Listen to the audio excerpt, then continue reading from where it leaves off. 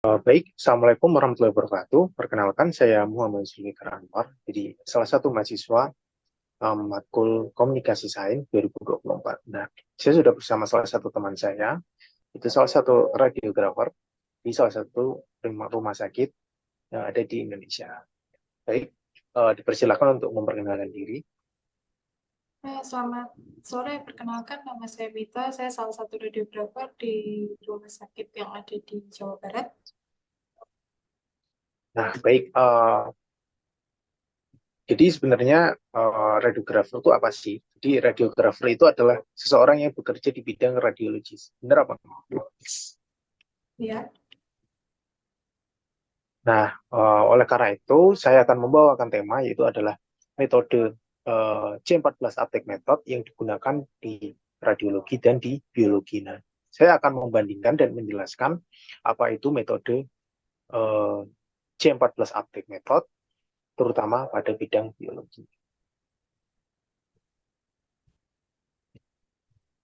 Nah, jadi eh, metode isotop C14AT digunakan dalam dua bidang yang berbeda.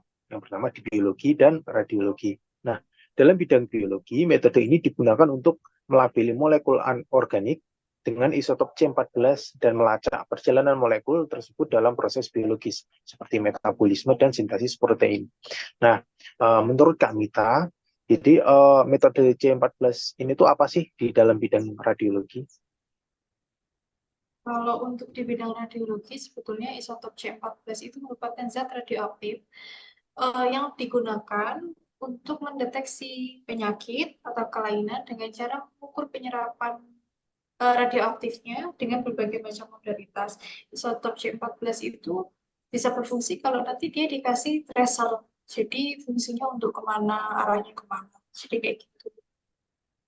Oke, jadi di radiologi itu sejauh yang sudah saya tahu, metode ini digunakan sebagai bahan bagian dari uji fungsional untuk mengukur penyerapan iodin radioaktif oleh kelenjar tiroid, salah satu contoh penyakitnya. Nah, untuk membantu dalam diagnosis gangguan tiroid seperti hipertiroidisme. Nah, sebenarnya di biologi itu metode ini tuh sebenarnya apa sih? Nah, jadi metode ini digunakan untuk mempelajari fotosintesis dan produktivitas primer fitoplankton.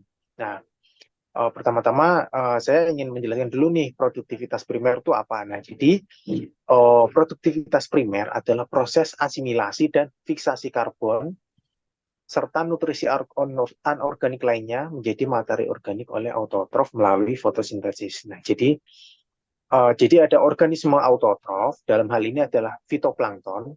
Jadi dia itu mengubah materi anorganik menjadi organik melalui proses fotosintesis.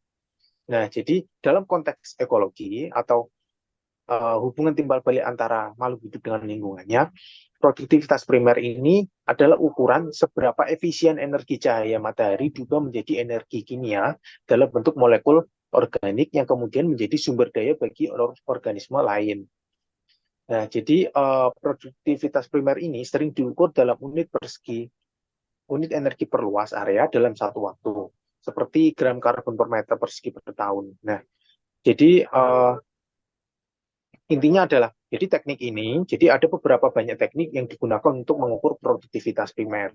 Nah, salah satunya adalah metode isotop C14 ini. Jadi, teknik ini membantu ilmuwan untuk mengukur laju fiksasi karbon dan memahami dinamika ekosistem perairan tawar dan perairan laut. Karena saya pribadi sangat tertarik dengan ekologi perairan tawar, jadi saya mengangkat materi ini. Nah, lalu sebenarnya apa yang membedakan antara metode ini dengan yang di biologi dan di radiologi. Nah, jadi metode isotop C14 ini dirancang oleh Steeman Nielsen pada tahun 1952 untuk memperkirakan penyerapan karbon inorganik terlarut pada kolom air. Nah, tadi kan Kak Mita udah bilang bahwa ada tracer yang digunakan. Nah, di biologi ini juga sama. Jadi kita pakai tracer isotop C14 ini. Nah, jadi teknik ini dilakukan dengan cara jadi karbon dioksida yang diserap oleh fitoplankton akan dilabeli atau ditrace dengan isotop radioaktif C14 ini. Nah, lalu penyerapan C14 ini diukur untuk menentukan tingkat produktivitas fitoplankton. Jadi nanti diukur tingkat fotosintesisnya. Nah, kemudian nih ada beberapa langkah yang digunakan di biologi. Saya mau share screen ya.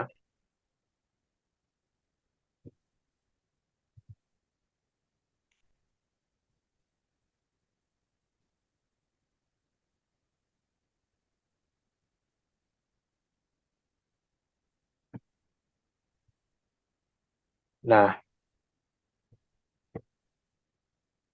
em,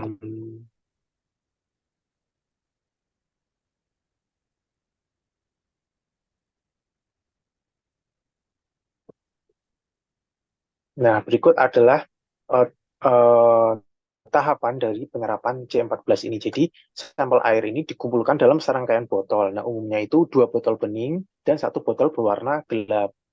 Nah, sampel air ini nanti diinokulasi dengan C14, ditutup rapat dan ditempatkan di lingkungan asalnya selama 1 hari. Nah, kemudian ya bisa dilihat dari gambarnya bahwa ada panah ke bawah. Jadi, setelah inkubasi, sampel dikumpulkan di bawah kondisi cahaya rendah dan disaring melalui filter. Nanti kemudian filter ini dimasukkan ke dalam vial pencacah scintillation cair. Jadi di kanan ini ada suatu tabung scintillation. Nah, nanti itu diasamkan untuk menghilangkan 14C yang berlebih dan disimpan dalam keadaan dingin sehingga dapat dianalisis menggunakan pencacah scintillation.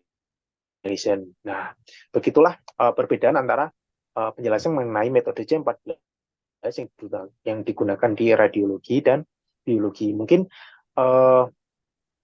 metodenya sama digunakan, jadi kita menggunakan C14 sebagai trace untuk mengukur suatu altek, suatu karbon atau materi lainnya. Jadi meskipun metode C14 aptek ini digunakan pada kedua bidang, tujuan dan aplikasinya berbeda. Nah, berikut penjelasan saya mengenai uh,